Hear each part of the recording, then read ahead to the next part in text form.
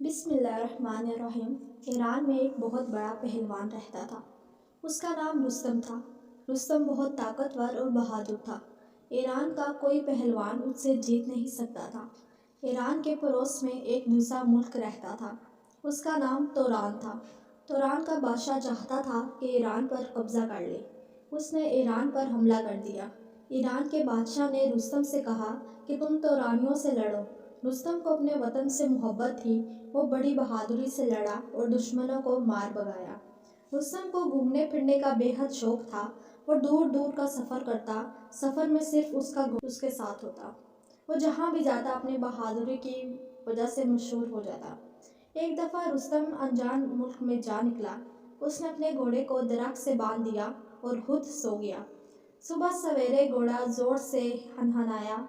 رستم کی آنکھ کھل گئی۔ کیا دیکھتا ہے کہ بہت سے سپاہی اس کی طرف آ رہے ہیں۔ رستم نے سمجھا کہ وہ اس کو مارنے آ رہے ہیں۔ اس نے تلوار نکال لی۔ سپاہیوں کے آگے آگے اس ملک کا بادشاہ تھا۔ بادشاہ رستم کے پاس آیا اور بولا، اے بہادر رستم، میں کردستان کا بادشاہ ہوں۔ میں بہت خوش ہوں کہ تم میرے ملک میں آئے۔ میرے ساتھ چلو، تم میرے مہمان ہو۔ کردستان کے بادشاہ نے رستم کی بڑی عزت کی اور کچھ دن بعد اپنی بیٹی کی شادی رستم سے کر دی۔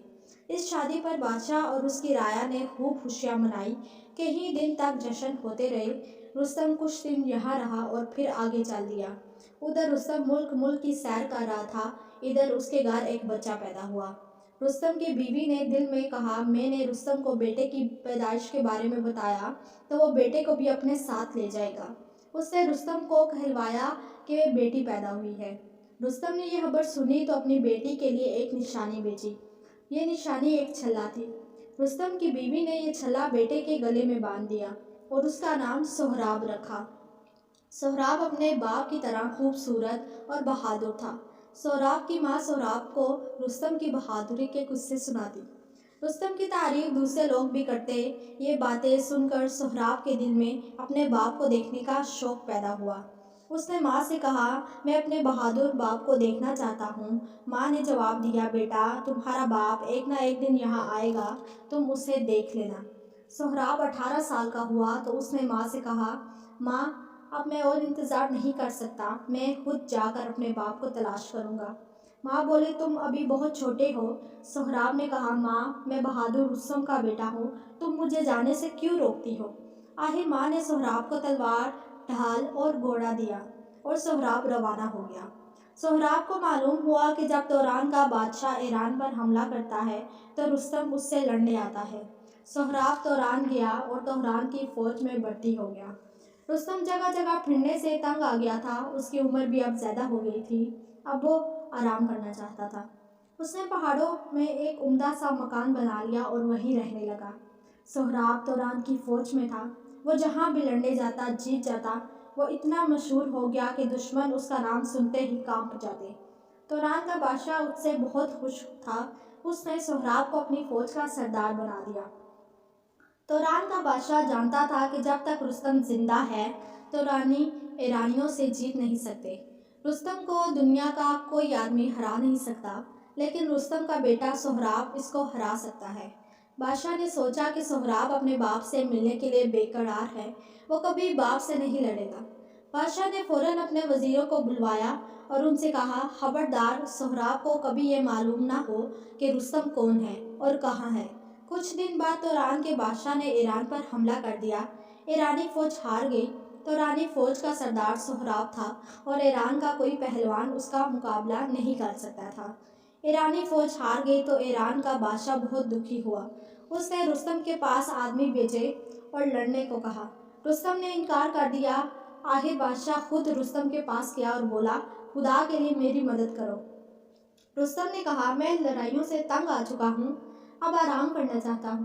بادشاہ نے رستم کی خوشامد کی اور کہا، اے بہادر رستم، تمہارا وطن خطرے میں۔ اب ایرانی فوج کا سردار رستم تھا اور تورانی فوج کا سپہ سالار اس کا بیٹا سہراب۔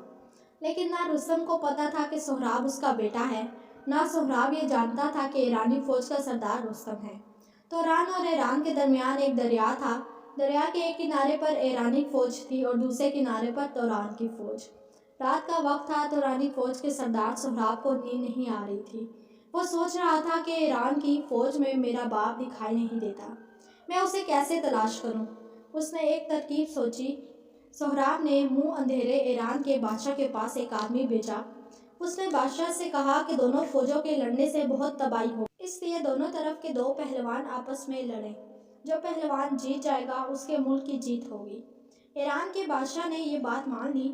سہراب کا مطلب یہ تھا کہ دو آدمیوں کی لڑائی ہوگی تو ایران والے اپنے سب سے بہادر آدمی کو بھیجیں گے۔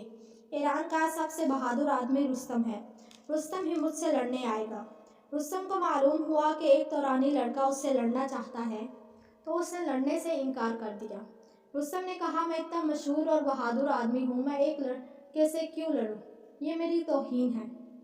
ایران کے اور کسی پہلوان میں سہراب سے لڑنے کی ہمت نہیں تھی، سب اس سے ڈرتے تھے۔ ایران کے بادشاہ نے رستم کو مجبور کیا۔ رستم نے کہا، میں اس شرط پر لڑوں گا کہ میرا نام کسی کو نہ بتایا جائے۔ بادشاہ نے شرط منظور کر لی۔ دوسرے دن دونوں فوجیں آمنے سامنے کھڑی ہوئی، ایک طرف سے سہراب بڑھا اور دوسری طرف سے رستم۔ سہراب قریب آیا اور بولا، آپ رستم ہیں؟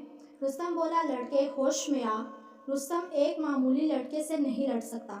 سہراب نے کہا، میں اتنا بہادر ہوں کہ رستم کے سوا کوئی آدمی مجھ سے نہیں لڑ سکتا۔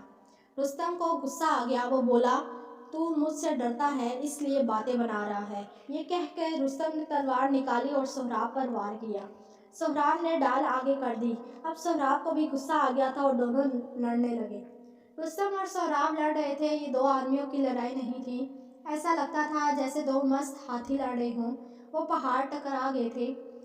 بہت دیر تک لڑائی ہوتی رہی۔ باپ بیٹے سے طاقتور تھا اور بیٹا باپ سے۔ رستم آج تک اتنے بہادر آدمی سے نہیں لڑا تھا۔ وہ حیران تھا کہ ایک لڑکا اتنی بہادری سے اس کا مقابلہ کیسے کر سکتا ہے۔ آخر رستم جوش میں آ گیا، اس نے اپنے نام کا نعرہ لگایا۔ سہراب نے اپنے باپ کا نام سنا تو اس کی ڈال گر گئی۔ رستم نے اپنی تلوار سہراب کے سینے میں گھونپ دی۔ سہراب زخمی ہو کر زمین پر گر گیا۔ رستم بولا، اب کہو لڑکے، تم تو رستم سے لڑنے آئے تھے۔